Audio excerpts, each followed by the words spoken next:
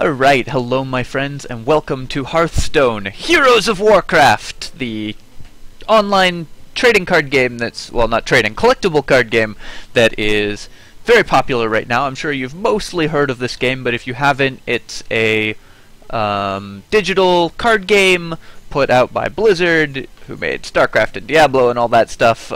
It's extraordinarily popular at the moment, and pretty fun, so I figured I would do a series. I've had a couple requests for content with Hearthstone, and I've always loved collectible card games, so who better to bring you Hearthstone content than I?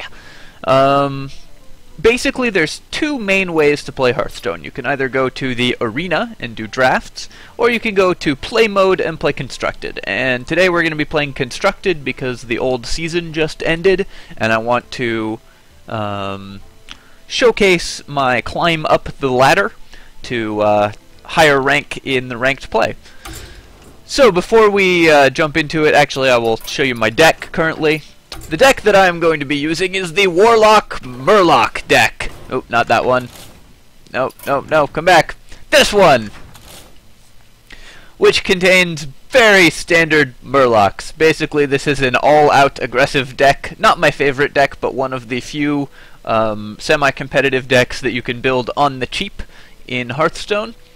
It only requires 2 legendaries, one of which you get for free for crafting all the Murlocs. And other than that, it's got a couple rares and 2 epics, but very few. You can get this with a very minimal dust investment. I am completely free to play in Hearthstone. I haven't put any money into it. I've done a bunch of arenas, but that's it. So yeah, so this deck is fairly easy to build. Basically, the goal is to play a bunch of dudes that all pump each other because they're Murlocs. You're playing cards like Grimscale-Oracle, which pump Murlocs, and Murloc Tidecaller, which gets pumped when you play Murlocs, and more Murlocs, and more Murlocs, and everything in your deck is very cheap, which synergizes well with the Warlock hero ability. You can draw cards. You can see the mana curve here. I have 16 1-drops, 6 2-drops, 2 0-drops, and only 2 cards that cost 4 or more. So without further ado, let's jump into play mode and see if we can overrun people with some Murloc madness. Hearthstone's got an interesting ranking mechanic. It's tiered, so there's 25 rank tiers, and then if you hit the top tier, you enter the legendary tier, which is where you'll meet actually good players. The way you rank up in, like the top 5 tiers are also very strong. The way you rank up in Hearthstone is by winning.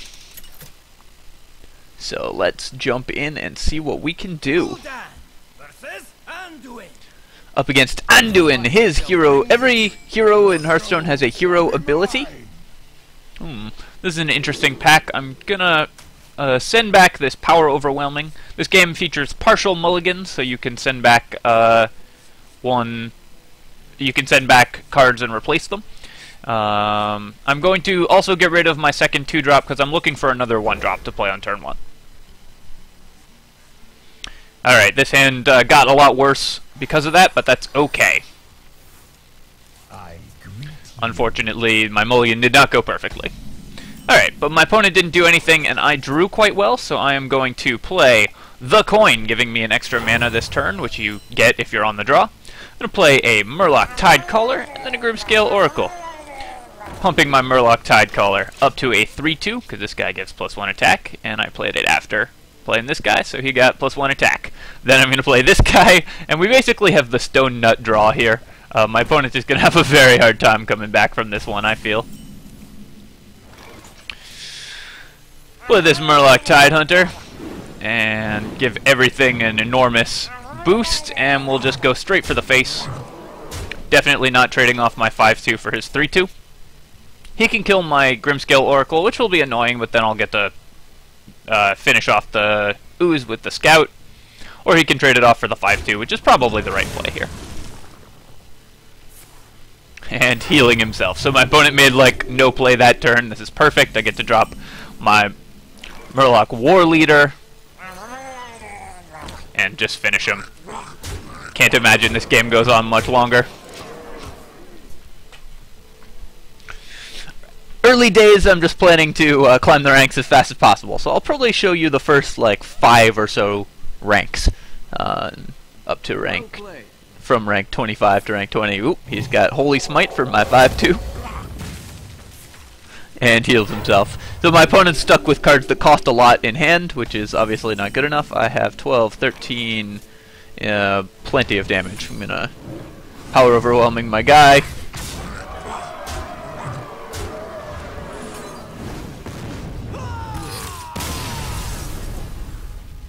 Give him a well played, because he gave me a well played. Alright, we made 1 win. What? Oh, that was a casual game. Whoops. Whoops. I feel bad now. You really don't want to take a competitive deck into a casual game. I'm a jerk.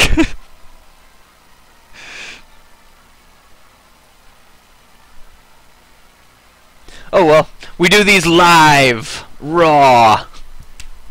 I'm just so used to having ranked selected, I guess it moved it back after the season changed. Oh, I like how the such and such an amount of time left in the queue thing disappears after it goes over the estimated time. That's a nice feature, and by nice feature I mean that's really funny. Alright, here we go. Not in a casual game anymore. On the draw again, gonna send this Soulfire back and keep the other 2. There we go, cool. I greet you. Alright, let's try to actually rank up this time. Hello. See what my opponent's got. He's got nothing turn 1. Alright, so as is the standard plan, I'm gonna play 2 1-drops. Some consideration there to playing Knife Juggler, because then I get the 2 2 knives next turn. Maybe that was the right play. But I like just getting 2 cards on the board. He's gonna Frostbolt my guy, and that's like the reason why playing Knife Juggler. One of the reasons why playing Knife Juggler there might not have been right is that he can Frostbolt the guy, whack him down to 29. Next turn I get to play 3 guys, which is 3 knife triggers for the Knife Juggler, unless he like Frostbolts it or something. If he has both his Frostbolts in hand, well, alright. I'll take a mirror image and shoots me? Shoots Voidwalker. Interesting. Alright, well, you don't get anywhere in this deck by playing around AoE, so we're just dropping everything.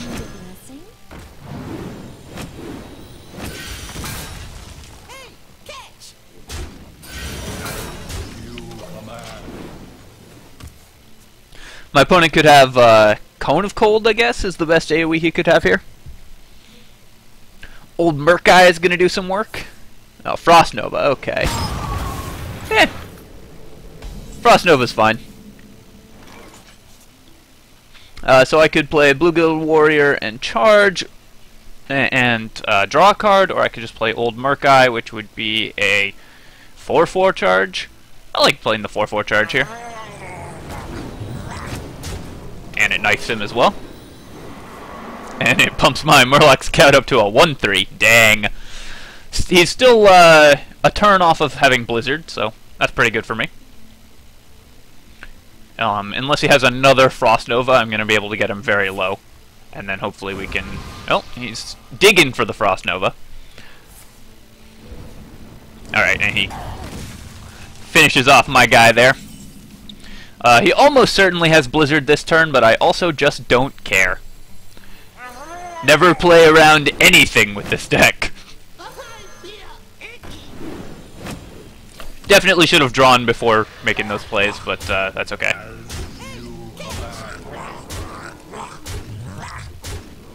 Because had I drawn before making those plays, I would have killed him this turn. Because I would have been able to play... would I have killed him? It would have been 1, 2, 3 less, and then 4 more. No, I could have gotten him to 1 this turn. Regardless, if he has Blizzard this turn, he's gonna die to Leper Gnome plus Soulfire, because Leper Gnome does 2 damage when he dies, and Soulfire does 4 damage, so I am guaranteed to win this game. Opponent taking a little while. I would like these games to go faster, because my opponent is thinking a really long time. Poor guy didn't have the Blizzard in hand. Alright. I am 2 stars, rank 25. Let's see if the wait time thing disappears again after it goes over.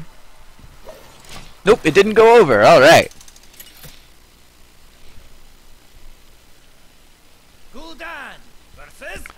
Alright, my opponent's a druid, and druids tend to play for the extreme late game. Oh man, this is a crappy hand. Has a 2-drop and 2 3-drops, no 1-drops, so I'm sending them all back to try to find some 1-cost dudes. Managed to find 2 1-cost dudes, which is not bad at all. Ideal draw for me is any 1-drop here, basically, because then I get to play 2 guys on turn 2. Although, this Bluegill Warrior isn't the worst either. I greet you. This guy is a 3-2, does some damage to me when he comes in. Ooh, my opponent's playing his own Leper Gnomes. Alright, well, I'm just gonna go for the face and let him do what he wants. He can clear my board if he plays this correctly. So he's gonna do 2 to me, and then he's gonna use his hero ability to kill my Bluegill Warrior, which is fine. I could have played Young Priestess there, but I think this is fine.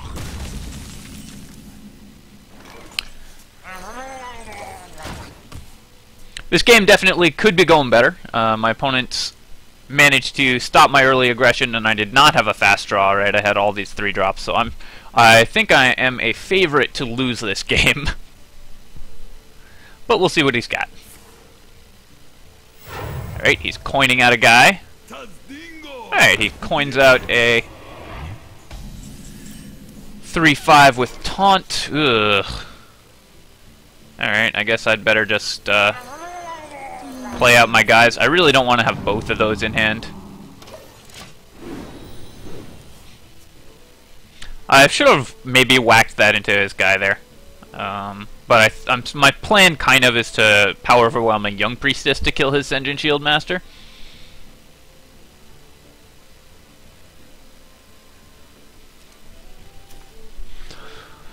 Once again, my opponent playing much slower than I would appreciate. But like normally, by turn 4, I should have like 6 guys on the table, and my opponent should be at like 15 in a game that I'm gonna win. So I'm feeling like this game is probably not great. I do have a 3-5 and a 4-5 though. What to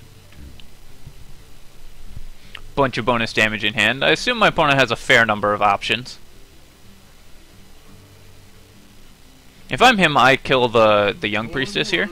Ooh, Ogre Magi.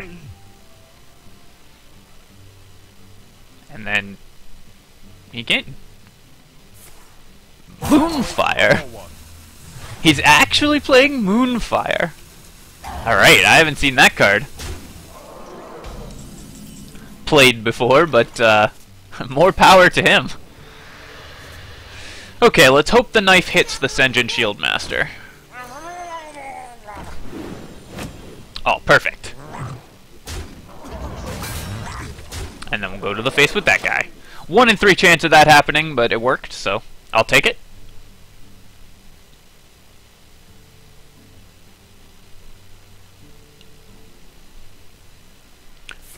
He has a swipe, which wipes my board, and yeah, that's game over. No, I don't think that was an error. That's just I had a really slow start.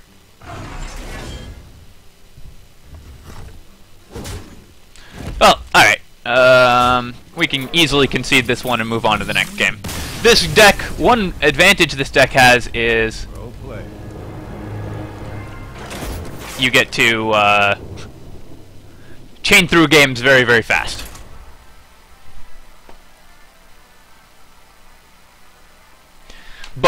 by virtue of not being a terribly interactive deck, you are much more dependent on your own draws than whatever your opponent is doing. So, games where you get hands like that, sometimes you just don't win.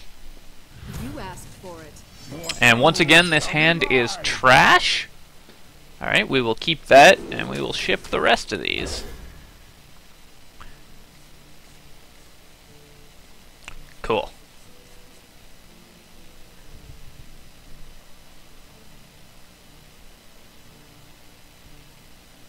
Whole bunch of 1 toughness dudes against my mage opponent, which isn't exactly where you want to be, but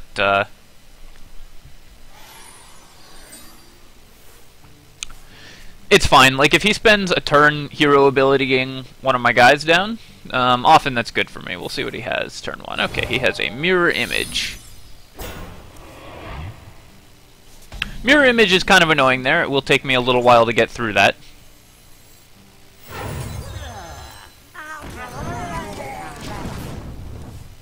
So, almost certainly he's just going to shoot my 2-1 here. And then we'll play another 2-1, charge it into that thing, hit him for 3. If he doesn't shoot my 2-1, well, then we'll reevaluate the play then. But, yep, made the play we expected. All these defensive mage decks, yawn.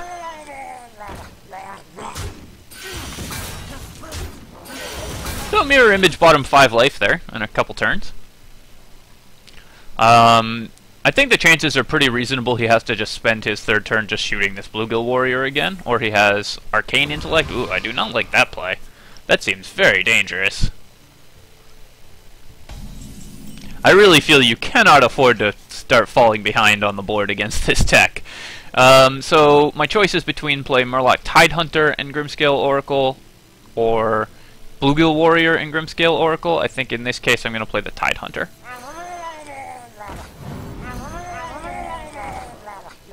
And just hit for 6. So my opponent can like shoot this Grimscale Oracle, he can do other stuff. We don't really care what he does. Our next turn is going to be tap Bluegill Warrior unless we draw something to play. He needs to have Frost Nova or alright, Sen'jin Shield Master does not do it.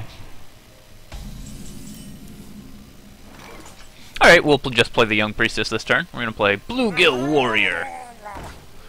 Bash in! Bonk. Bonk. Bonk. Bonk. Bonk. Bonk. Young Priestess. Once again, the AoE, Mage's AoE doesn't come online until 6 mana, so we're safe until then. Druids are probably our worst matchup because they have Swipe, which does 1 damage to everything at 4 mana. Or Shamans, who have Lightning Storm at 3 mana. Alright, Frost Nova is pretty good there. And he shoots Young Priestess, which means almost certainly he has Blizzard next turn, because you don't shoot Young Priestess if you don't have the Blizzard there. We just tap and pass. Don't have anything to play. I assume he Blizzards our board to death. And we lose? Nope. Okay. 2nd Frost Nova. So he's representing Flame Strike. But we can still draw like haste damage out of nowhere and win the game fairly easily. Alright. Still does not shoot the guy, so definitely representing Flame Strike. And of course our opponent actually has to, you know, win. Which isn't the easiest thing in the world. I'm going to leave these cards in hand for after the Flame Strike.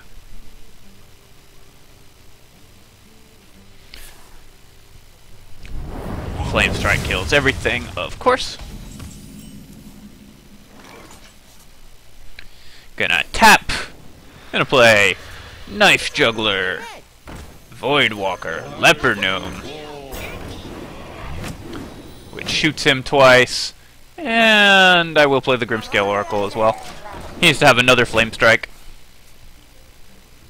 just to survive here, which means he's not doing anything with his turn. He's also taking 2, going to 9. Whip 9 makes Leroy Jenkins lethal. It makes all kinds of good stuff lethal. My opponent could still have in his deck 2 Blizzards, 2 Cones of Cold, and 1 Flame Strike as AoE, because he has played 2 Frost Novas and 1 Flame Strike already. So he has up to 5 cards in his deck, and he has 8 cards in hand and 15 cards in his deck, so the chances that he sees one of those cards right now are pretty high. Of course, if he doesn't, he's just dead on the spot because of these power overwhelmings. And if he does, even if he does, we're still in pretty reasonable shape. Which is the reason this deck is so good, is because, or is playable, is because the hero ability synergizes really well with just playing cheap guys and getting through damage, even if your opponent tries to AoE them down, or AoEs them down. My opponent even got to 7 mana this game by playing 2 Frost Novas. Alright, we'll see what he has after that. Shattered Sun Cleric. Alright, that should be game. I haven't counted, but can't imagine that we don't win here. We go Power Overwhelming on Leper Gnome. Kills that, yeah. Don't even need to count.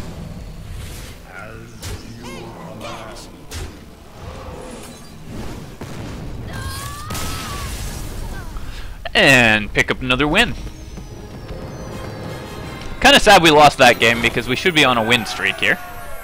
But we are now a level 24 Leper Gnome.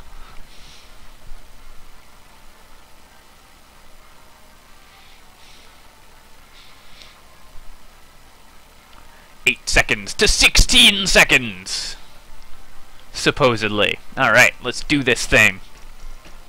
Just grind out some matches with this deck, which is pretty fun, and get enough gold to buy another deck as well. Mrglglgrlgl. Gul'dan versus Ro. No, we're up against a rank 23 dude. Your soul shall be mine. And as usual, this is a great hand. We're going to ship the 4-drop because you just want low drops with this deck. If my opponent doesn't play anything on turn 1, he probably just loses, is how this sort of thing tends to work. Like, the reason that Druid did so well against us is because he played stuff on turn 1. And I will coin out a Young Priestess. The reason to coin out Young Priestess there is my opponent could have Forked Lightning, which does 2 damage to 2 random enemy dudes. So if I played both of these, then Forked Lightning would just kill both of them. This way, it only kills the Young Priestess and damages my other guy. Stormforged Axe is another good reason, because now he kills the Young Priestess, but still takes 2. And he can't kill the Flame Imp.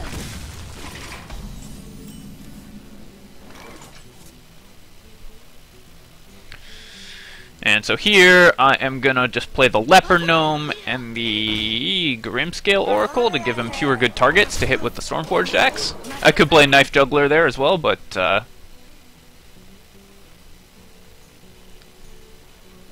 don't want to give him the ability to kill Knife Juggler with the axe this turn, at least without getting a trigger off the Knife Juggler. Alright, my opponent's got his own Murlocs. Knife Juggler's gonna be good against those at least.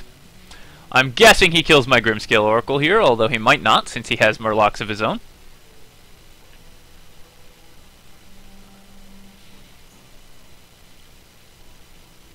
Oh, he's bashing... Whoa. I was really hoping he would bash that Flame Imp there. That would have been amazing for me.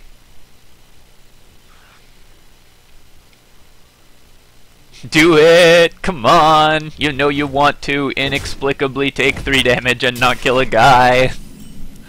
Yeah, that was, not the right play. We'll see what the knife hits. Alright, knife hits that guy. And then I'll trade Leper Gnome for this guy.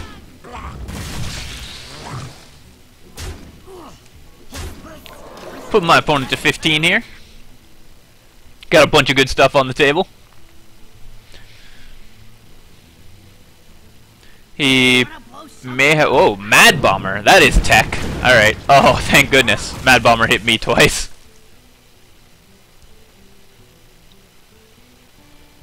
That was very lucky for us.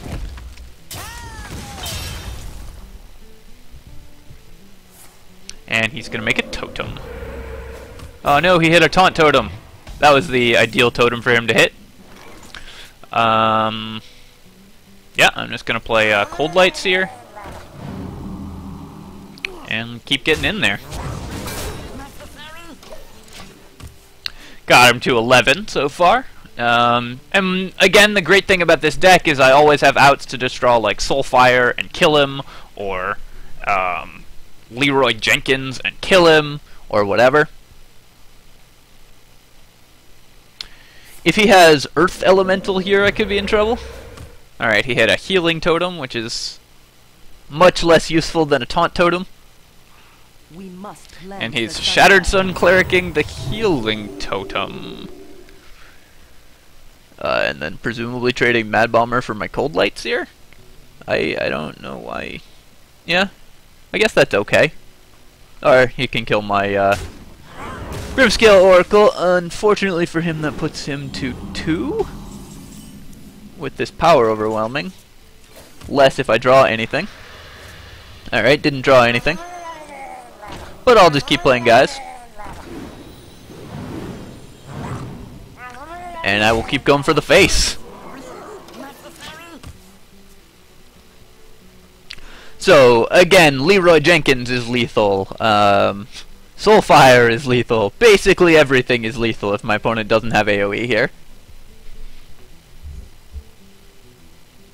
If he has Lightning Storm, well, I lose.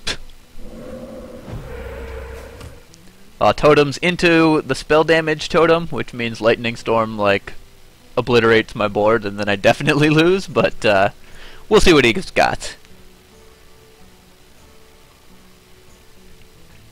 Doesn't look like he has it, though, because he would just snap play that. He's gonna kill my Tidehunter, and then this guy's gonna kill something. That guy's gonna kill that, yep. Alright. That guy's gonna kill that. Does he have a taunt? A way to kill my Flame Imp? Alright, he has a way to kill my Flame Imp.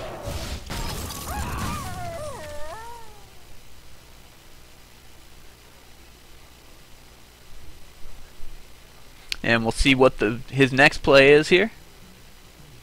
We must Oh, Shattered Sun Cleric, pumping that totem. I would definitely pump the other totem there if I were him, but that's okay. Let's life tap and see what we draw. And we win.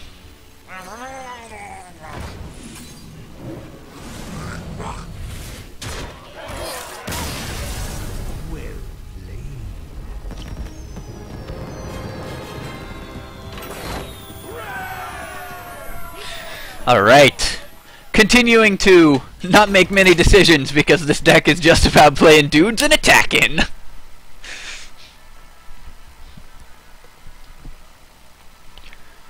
Of course, if we win this next game, we'll be on a win streak, which gives me 2 stars.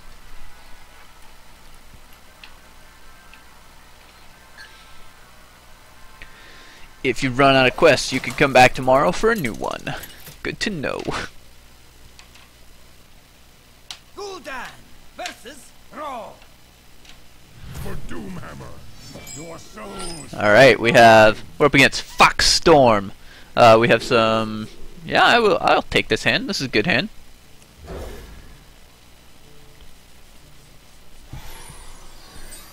We can go Murlock into Knife Juggler, or just Knife Juggler. Depends on what he does. If he passes, I'll probably just coin out Knife Juggler and hope he doesn't have a play.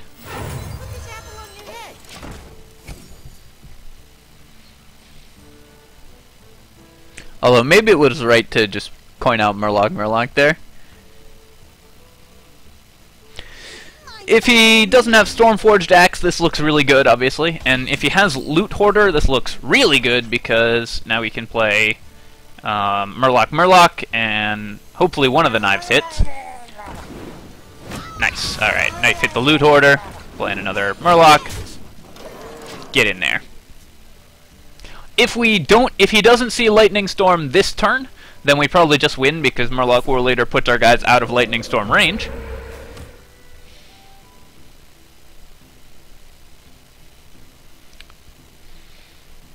And he didn't see Lightning Storm. If he has Forked Lightning, that could still be good. He doesn't have anything, so chances are pretty good that we just win this game on the spot.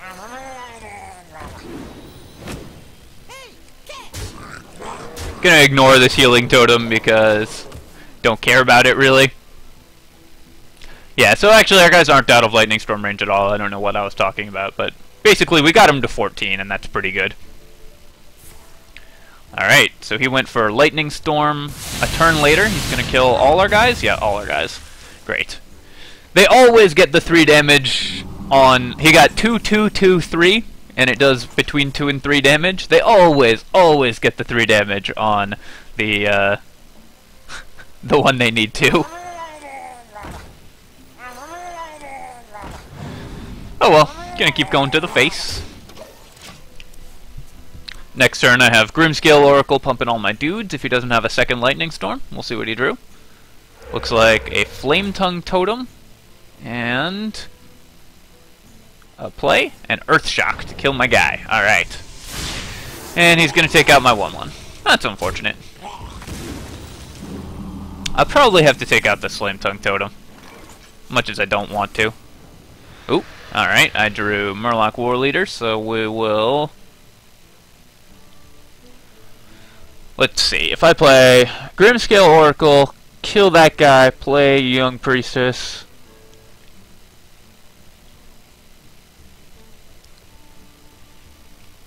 Gets my guys up to 2, one of my guys up to 2 health. I could also just play Murloc War Leader, which makes this a 4/2, and then hit him to 8, and that puts lethal on the table with Grimscale Oracle plus Power Overwhelming on the Murloc War Leader next turn. Okay, so this way we get him to lethal next turn if he can't kill this 3/3. If he can kill the 3/3, this looks a little worse.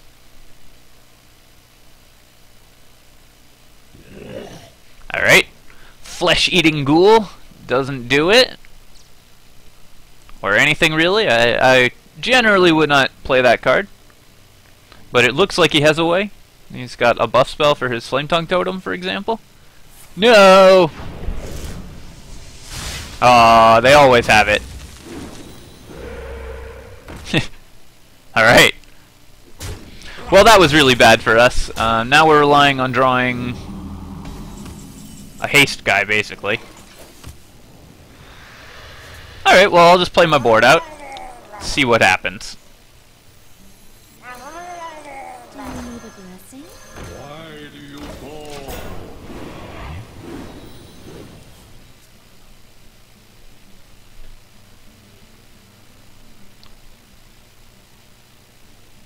My opponent can almost certainly just kill this board, but Your magic shall again, not we will see. Okay, he makes that into a 2/2. That's fine. He's still going to have to spend 6 damage or 2 attacks on killing this Voidwalker, so I'm okay with that. If he spends 2 attacks on it, he actually puts himself in real danger of just losing.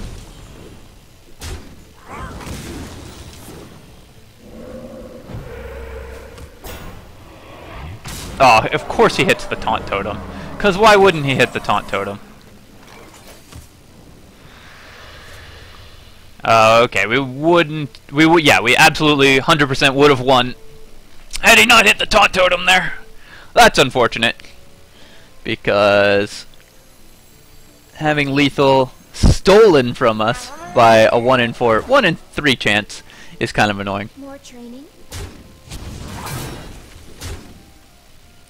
We're dead on board, right? Well, play out the guy anyways, see what happens.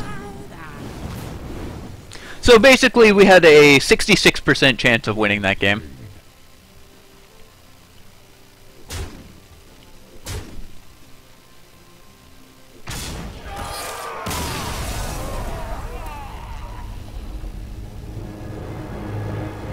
Can't lose stars at this rank. Man, I'm getting crushed. People are hitting their AoE really well. Alright. Let's do one more game.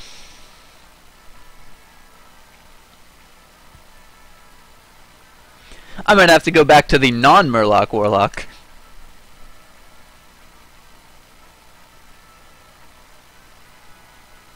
But this Warlock is so fun.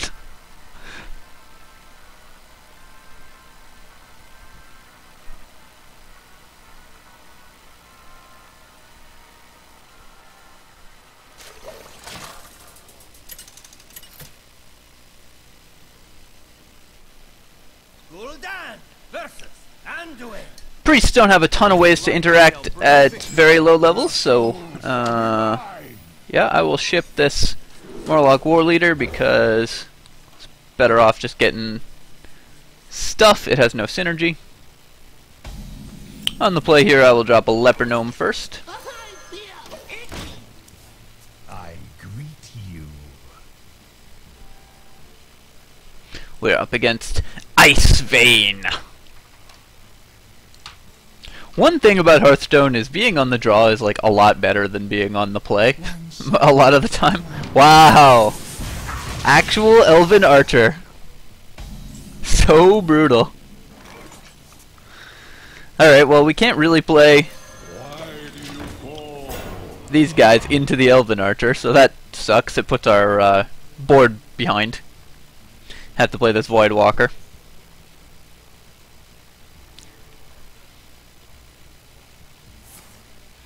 Okay, if he wants to spend Holy Smite and Elven Archer on killing a 1-3 taunt, I'm okay with that. And we will drop another 1-3 taunt and 2-1 and a 1-1. Next turn we can buff them or just play the Charger, depending on what he does.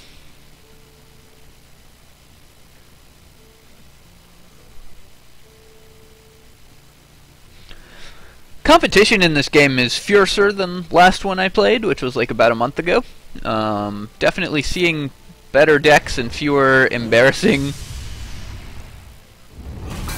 misplays. Alright, he has another Holy Smite. So we'll play the Charge guy rather than the Cold Lights here, probably. Yeah, definitely now we're... Well, actually now we're doing it this way.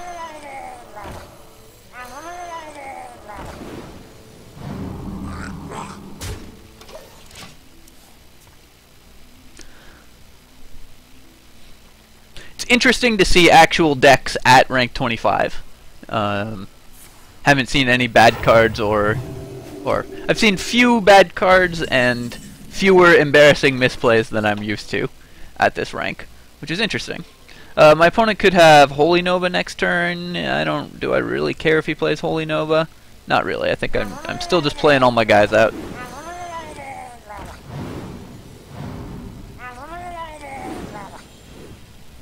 And we're getting in there with everything.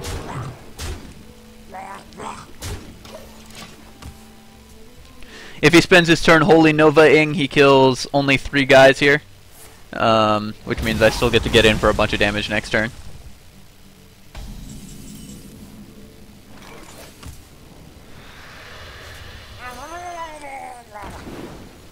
Sadly not quite lethal. Getting close though. Having this Soulfire in hand is nice for backup lethality. Obviously, Holy Nova, the second Holy Nova is pretty good here. The Goldshire Footman, not so much. Alright, he does have the second Holy Nova. Little unfortunate for us.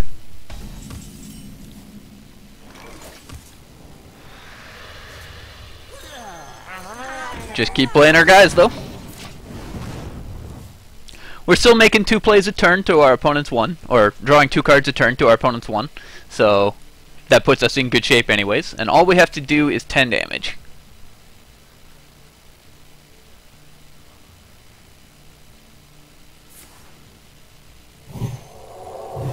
Alright, giving that guy +2 health is pretty good.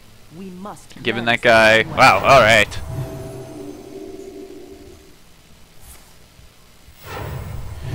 I would not heal myself there, I would heal that Goldshire Footman, so I can't kill it.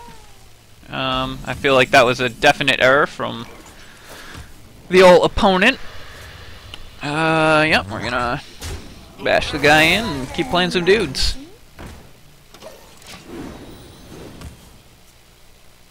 Some consideration to soul-firing away that Shattered Sun Cleric so that he can't kill off our Murlock War Leader there. But I think Soulfire still wants to go to the face.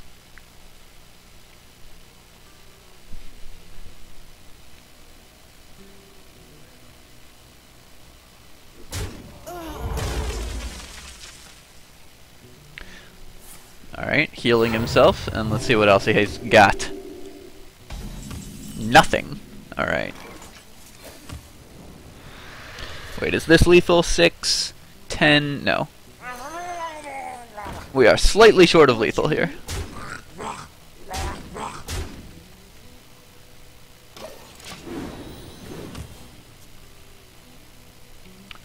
Four short, to be precise.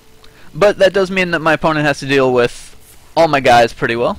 A copy of a random card in my opponent's hand into your hand. If he hits Soulfire, that's really good for him. If he hits Power Overwhelming, that's not so good for him. So we'll see what he got. That looks like Soulfire. Alright, he's Soulfiring me. Does he have the win? If he doesn't have the win this turn, then Soulfiring me there is awful. Alright, well, my opponent just gave us the game. He could have killed one of my guys, but he elected not to, so... let's win, I guess.